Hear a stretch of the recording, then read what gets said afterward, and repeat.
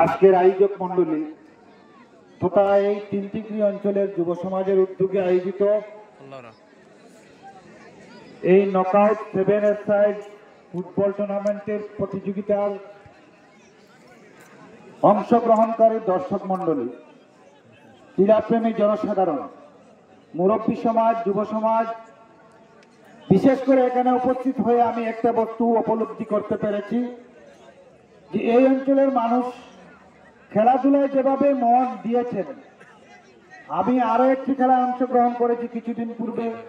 প্রতি বছরই এক অঞ্চলে বা অন্য অঞ্চলে খেলাধুলায় যেতে হয়, তাই এখানে উপস্থিত হয়ে আপনাদের যে জড়ো হয়ে মনোযোগ দিয়ে যেভাবে খেলা আপনারা দেখতেছেন, খেলা উপভোগ করতেছেন, তাতে মনে হচ্ছে না এটা তিনটিগ্রি অঞ্চল, মনে হচ্ছে যে ভালো একটা উন্নত একটা অঞ্চল। কিন্তু এই অঞ্চলটি হলো আমাদের পশ্চিম শিলচরের মধ্যে সব থেকে অনুন্নত, রাস্তাঘাট থেকে শুরু করে শিক্ষা দীক্ষা থেকে শুরু করে সব দিকে পিছিয়ে পড়া একটি অঞ্চলের নাম হলো তিনটিগ্রি।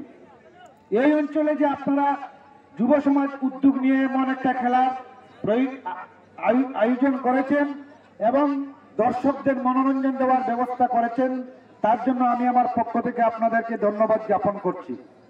এখানে উপস্থিত প্রায় আমি মনে করবো 2000 বা 1000-এর অধিক জনগণ উপস্থিত রয়েছেন খেলাধুলা দেখার জন্য। আমি আপনাদের প্রতি একটা আহ্বান করব, আপনাদের ছেলেমেয়েরা যারা আজকের জন্য 10 বছর থেকে 15-20 বছর পর্যন্ত বয়স হয়েছে, তাদেরকে খেলাধুলায় যেমন এগিয়ে দিচ্ছেন, তেমনি আপনারা নার্সারি থেকে শুরু করে হায়ার সেকেন্ডারি ডিগ্রি পর্যন্ত তাদেরকে পড়াশোনার ব্যবস্থা এগিয়ে দেওয়ার ব্যবস্থা করুন। শিক্ষা না থাকলে একটা অঞ্চলের পরিবর্তন হয় না, মানুষ ব্যবসা বাণিজ্য এগিয়ে যেতে পারে না, মানুষের অবস্থান পরিবর্তন হয় না। তাই এই অঞ্চলের পরিবর্তন করতে হবে। আমরা সবাই মিলে যদি এই তিনটিগ্রি অঞ্চলের পরিবর্তন চাই, করতে পারবো, আর যদি চাই না তাহলে এই অঞ্চলের পরিবর্তন হবে না। আমি আপনাদেরই একজন, আপনাদেরই মধ্যে এসে উপস্থিত হয়েছি শুধুমাত্র আপনাদের সঙ্গে দেখা হবে, আপনাদের দোয়া নিব এবং আপনাদের খেলায় সামান্য অংশগ্রহণ করব দেখার জন্য। আমার রেফারি ভাই থেকে শুরু করে বিশেষ করে আমার আব্দুল্লাহ ছোট ভাই এই অঞ্চলে একটা সুপরিচিত একটা যুবক, বিভিন্ন সামাজিক কাজে যেভাবে ঝাঁপিয়ে পড়ে কাজ করে যাচ্ছে এই অঞ্চলের জন্য, এই অঞ্চলের একটা স্বপ্ন পূরণ করবে একদিন। আমি বিশ্বাস করি এই অঞ্চলের স্বপ্ন পূরণ করবে আব্দুল্লাহ আব্বাস।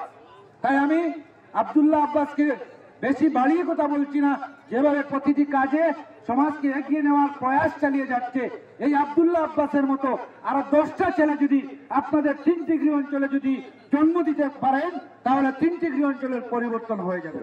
আমি দীর্ঘ করব না, কেননা আপনারা খেলাধুলা দেখবেন, খেলাধুলার নিয়ম কানুন মেনে আপনারা খেলাধুলা দেখবেন, কোন ধরনের ভয় হট্টগোল করবেন না। কেননা এখানে হয়তো বাহির থেকে কিছু ছেলেরা এসেছে খেলাধুলার জন্য, যেন তিনটিগ্রিতে খেলাতে গিয়েছিলাম, সেখানে তিনটিগ্রির মানুষ আমাদের জন্য বাজে ব্যবহার করেছে, এই ধরনের কোনো কথা যেন না আসে, তার প্রতি এই অঞ্চলের যুব সমাজ যেন তীক্ষ্ণ নজর রাখবে, যাতে এক বিন্দু পরিমাণ কোনো সমস্যা তৈরি না হয়।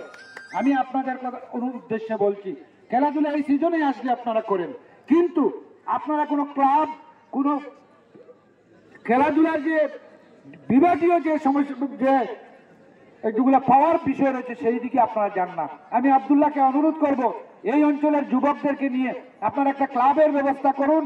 আমি ক্লাবের সম্পূর্ণ রেজিস্ট্রেশন করতে গিয়ে যত টাকার প্রয়োজন পড়বে, যত কিছুর প্রয়োজন পড়বে, সবকিছু আমি মেনটেন করব নিজের পকেট থেকে। কিন্তু আপনারা নিয়ম মাফিক খেলাধুলা করুন, যেন প্রতি বছরে এখান থেকে 1-2জন ছেলে ডিস্ট্রিক্ট লেভেলে যেতে পারে, নতুবা এই ধরনের খেলাধুলার সময় আসবে, করবেন, তারপরে আবার বেকার হয়ে যাবে। তাই আমি অসম গণপরিষদ দলের সরকার পক্ষে কাজ করি হিসাবে আপনাদের অঞ্চলের জন্য আমি সব সময় আমার তীক্ষ্ণ নজর থাকে এই অঞ্চলকে কিভাবে ডেভেলপমেন্ট করা যায়।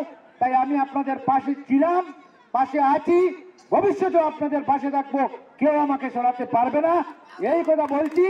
এবং আপনাদেরকে সচেতন হয়ে আসতে হবে, এগিয়ে আসতে হবে সমাজকে পরিবর্তন করার জন্য। এই অঞ্চলের দুর্নাম যেমন রয়েছে, সুনামও রয়েছে। এই অঞ্চলে মুফতি শরফুদ্দিন সাহেবের নামও রয়েছে, এই অঞ্চলে অন্যান্য বিষয়ের নামও রয়েছে।